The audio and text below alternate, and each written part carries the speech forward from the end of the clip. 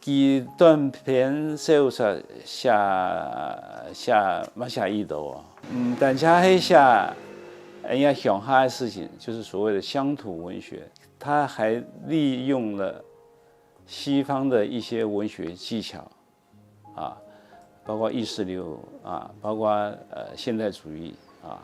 你干嘛从1970年代就开始写？我就举一本书，按照一篇短篇，按照中原的构图，一篇写出来，他讲，一个台湾人，本人走去南洋当军夫。这篇小说的故事，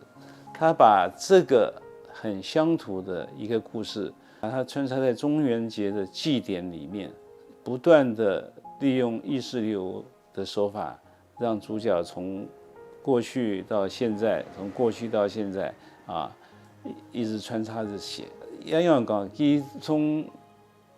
中学忙，中学毕业去读中华师范学校，一毕业忙分派